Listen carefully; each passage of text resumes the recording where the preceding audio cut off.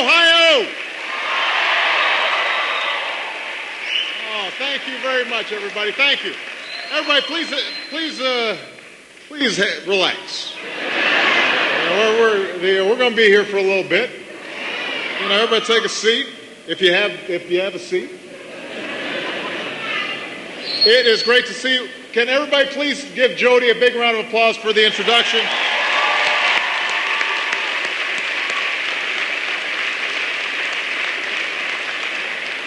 Everybody is a special guest, but we've got a few that I just want to mention. First of all, obviously, you've got one of the finest governors in the country, and Ted Strickland. Please give him a round of applause.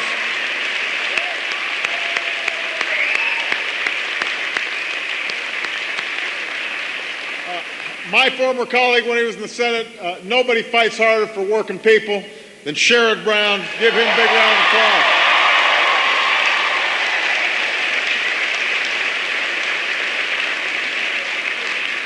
You've got a dynamo pair of members of the House of Representatives who are so committed to their districts and committed to this state. Betty Sutton and Marcy Kaptur.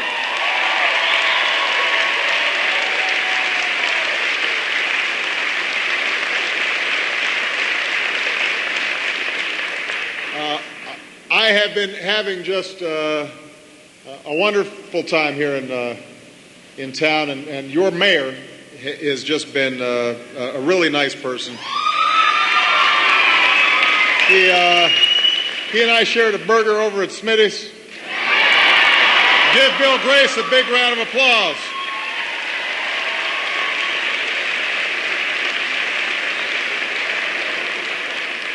And somebody who I'm hugely impressed with, because I'm just so impressed with this institution, and his leadership obviously has been critical to it. Dr. Ray Church, your school president here at Lorain County Community College.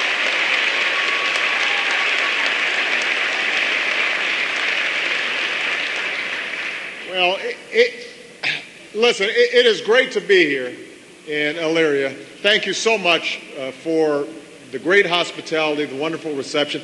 Look, it's just nice being out of Washington. Let me say. I mean, there are some nice people in Washington, but it can drive you crazy.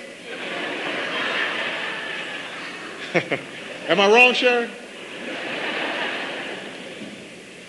For 2 years, I had the privilege of traveling across this country, and I had a chance to talk to people like you and go to diners and sit in barber shops and hear directly about the challenges that all of you are facing in your lives and the opportunities that you're taking advantage of and all the things that we face together as a nation.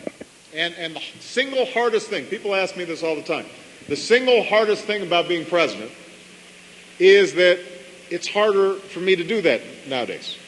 It's harder to get out of the bubble. I mean, don't get me wrong, the White House is a wonderful place to work. You live above the store, which means I've got a very short commute. I see my daughters before they go to school, and I see them at night for dinner, even if I have to go back down to the office, and that makes everything so much better. But the truth is this job's a little confining, and that is frustrating. I can't just go to the barber shop or sit in a diner. I can't always visit people directly. This is part of the reason why I've taken to the practice of reading 10 letters out of the 40,000 that I get every night, just so that I can stay in touch and hear from you. But nothing beats a day where I can make an escape. I break out. And so I appreciate the chance to come here and spend a day. Before I came here, I visited the EMC Precision Machining Plant. I saw the great clean energy job training program here at Lorain County Community College. And I'm obviously thrilled to be able to spend some time with you. I love you back. Thank you.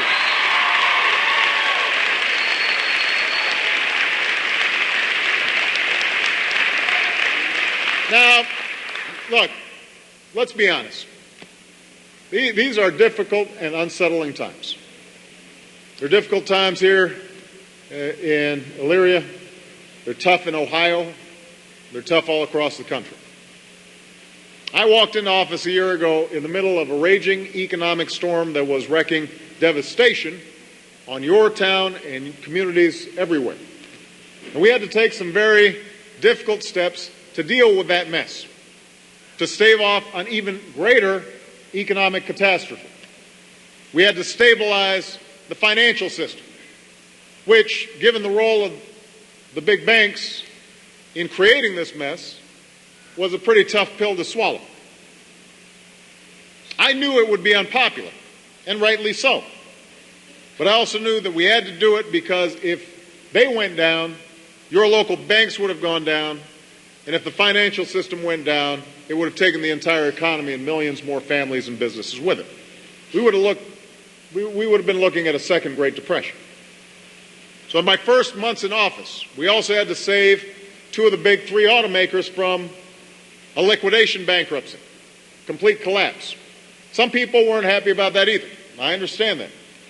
They felt like, if you're in a business, you make a bad decision, you ought to reap the consequences, just like any business would. Problem was, if we let GM and Chrysler simply go under, hundreds of thousands of Americans would have been hurt. Not just at those companies themselves, but at auto suppliers and other companies and dealers here in Michigan, or here in Ohio, up in Michigan, all across this country. So we said, if you're willing to take some tough and painful steps to make yourself more competitive, we're willing to invest in your future. And earlier this week, we heard that the auto industry planned to make almost 3 million cars and trucks here in North America in the next 3 months, which is up 69% from the first 3 months of last year.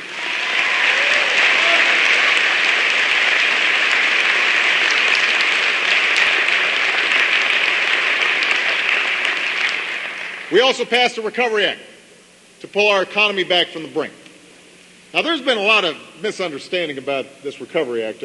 Sheridan, Marcy, and Betty and I were talking about this on the way over here. If you ask the average person, what was the Recovery Act, the stimulus package, they'd say the bank bailout.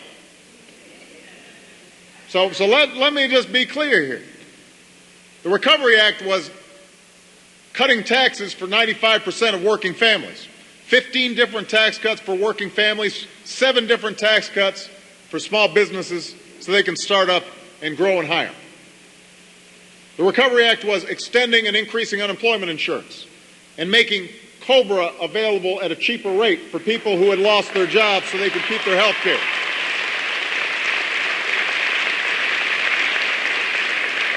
We gave aid directly to states to help them through tough times. Ted can testify the help that it provided to the Ohio budget so we wouldn't have to lay off teachers and firefighters and police officers all across this state. And we made the largest investment in infrastructure since the creation of the interstate highway system, putting Americans to work rebuilding our roads, bridges, waterways, doing the work that America needs to be done. Now today, because we took those actions, the worst of this economic storm has passed. But families like yours and communities like this one are still reeling from the devastation that left in its wake. At one of the companies at EMC where I went today, wonderful company, passed on through generations. They have hung on with their precision manufacturing, high value added. They can do things that can't be shipped off to China because they're so attuned to their customers' needs. But they had 77 employees, now they got 44. That they want to start hiring back, but it's going to take a little time. The good news is they're starting to see orders pick up just a little bit. But it's tough. Folks have seen jobs you thought would last forever disappear. You've seen plants close and businesses shut down.